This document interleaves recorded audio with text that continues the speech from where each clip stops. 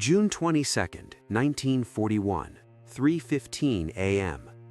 A German soldier stands at the edge of the Soviet border, watching the horizon. In 3 hours, he'll be part of the largest invasion force in human history. In 4 years, his country will be in ruins. This is the story of the single decision that destroyed the Third Reich. You've heard that Hitler invaded Russia. You've heard it was a mistake.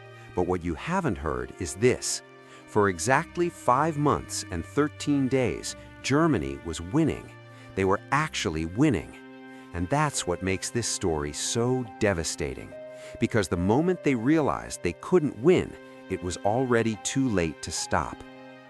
Let me take you back to the spring of 1941. Hitler stands at the peak of his power. He controls almost all of Western Europe.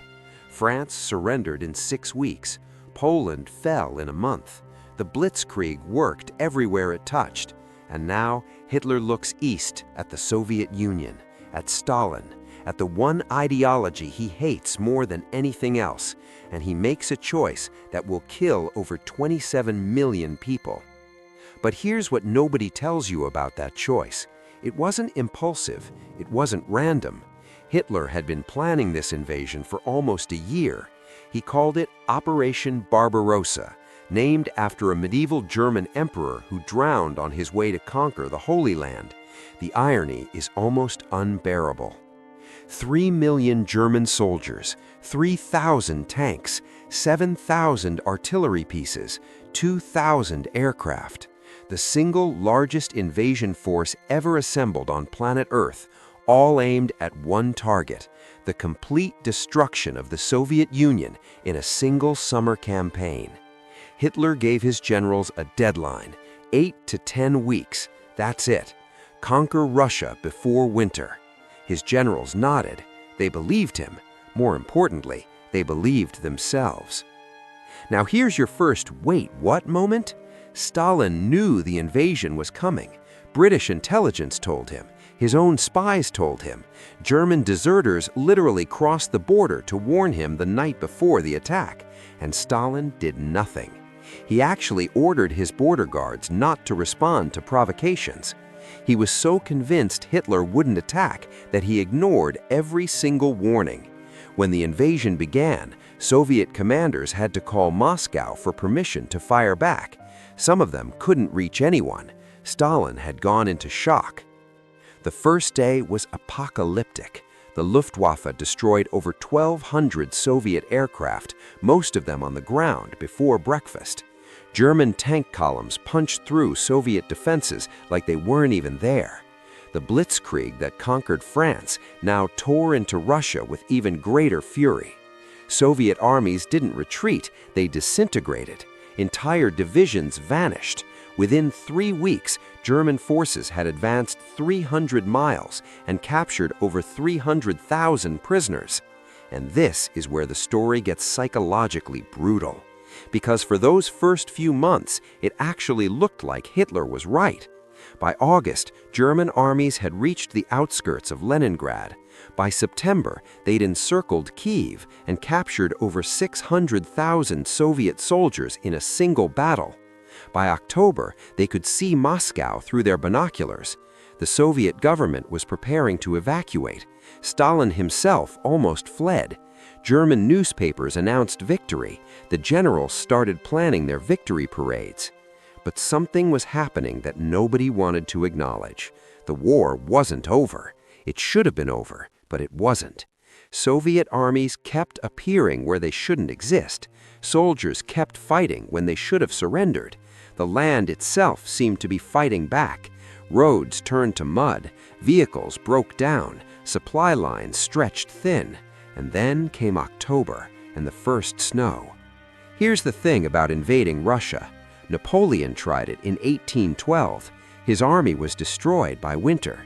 Hitler knew this story. Every German schoolchild knew this story.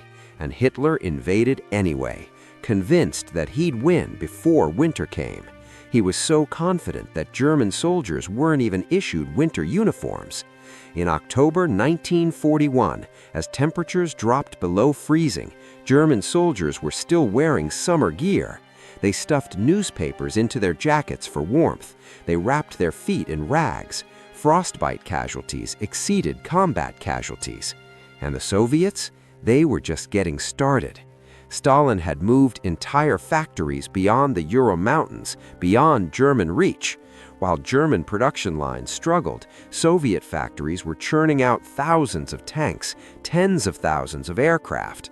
The Soviet Union, the country Hitler called a house of cards that would collapse at the first kick, was outproducing Germany's entire war machine. December 1941, the battle for Moscow. German soldiers could see the Kremlin domes in the distance. They were that close, closer than they'd ever get again.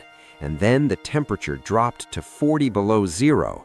German weapons froze, tank engines wouldn't start, men froze to death in their positions, and out of the snowstorm came Soviet counterattacks, waves of them, using fresh troops from Siberia who were actually trained for winter warfare.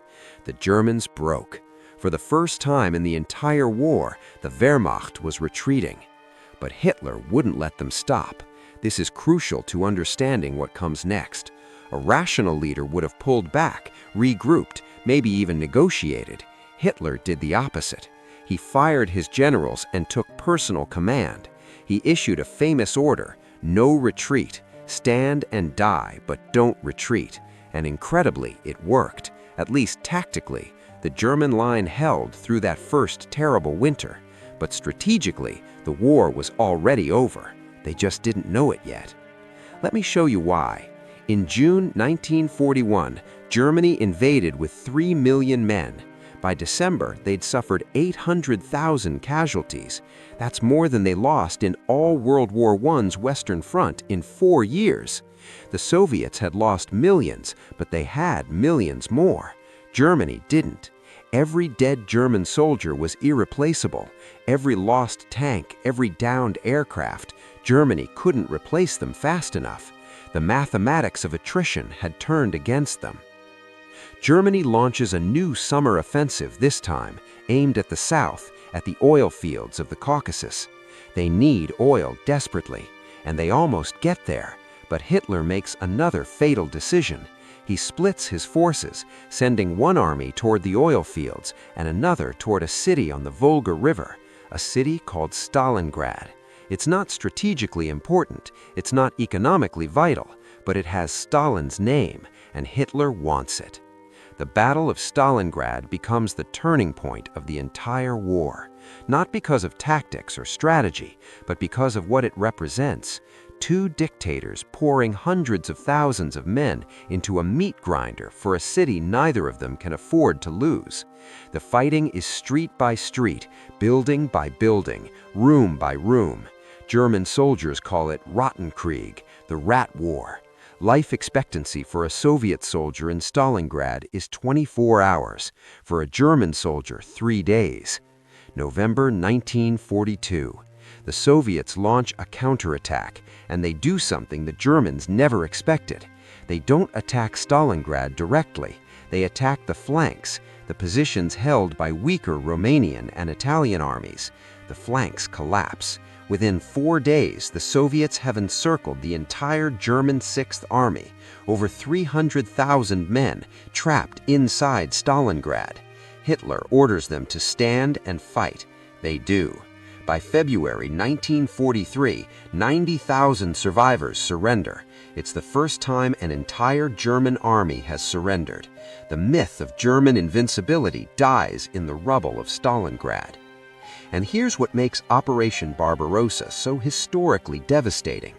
Everything that comes after, everything, can be traced back to that decision in June 1941. The Holocaust intensifies because Hitler needs a scapegoat for his failures. The Western Allies gain the time they need to build up forces for D-Day. The Soviet Union becomes a superpower because it survived what should have been impossible. The entire shape of the 20th century changes because Hitler couldn't conquer Russia in 10 weeks. Let me give you the final numbers, because numbers tell stories that words can't. Operation Barbarossa and the Eastern Front that followed killed over 27 million Soviet citizens. It killed over 4 million German soldiers. It destroyed over 25,000 Soviet villages. It created the largest refugee crisis in human history, and it ended with Soviet tanks rolling through Berlin in April 1945. But here's the deepest, darkest irony of all. Hitler invaded the Soviet Union because he believed Germans needed living space in the East, Lebensraum, he called it, room to grow, to prosper, to build a 1,000-year empire. The invasion destroyed Germany's living space. When the war ended, Germany had lost a quarter of its territory. Millions of Germans became refugees. The country was split in half for 45 years. Hitler's quest for living space made Germany smaller. That German soldier I mentioned at the beginning, the one standing at the border on June 22, 1941. Statistical probability says he didn't survive the war. If he fought on the Eastern Front, his odds of survival were less than 50%. If he made it to 1945, he probably came home to a destroyed city, to a Germany that no longer existed. So why does this story matter? Why spend 15 minutes on a military campaign that happened over 80 years ago? Because Operation Barbarossa is the ultimate case study in catastrophic decision-making. It shows what happens when ideology overrides reality, when confidence becomes arrogance, when leaders believe their own propaganda. Hitler invaded the Soviet Union because he couldn't imagine losing. That failure of imagination killed millions and destroyed his empire. The warning is everywhere in this story. The Soviet generals who ignored intelligence reports, the German generals who nodded along to impossible timelines, the soldiers on both sides who followed orders into hell, the bureaucrats who kept the trains running, the factories producing, the war machine grinding forward even when everyone knew it was hopeless. But here's your final thought. The Soviet Union survived because ordinary people made impossible choices. Factory workers who stayed at their machines as German artillery shelled their cities. Soldiers who held their ground when retreat was the only rational option. Citizens who endured 900 days of siege in Leningrad, eating wallpaper paste and bread made from sawdust, and refused to surrender. Stalin didn't save the Soviet Union, the people did, despite Stalin. Operation Barbarossa failed because millions of people decided that surrender was worse than death. That's not a military fact, that's a human fact. And it's the one thing Hitler never understood, never could understand. You can conquer territory, you can destroy armies, but you can't conquer the human will to survive.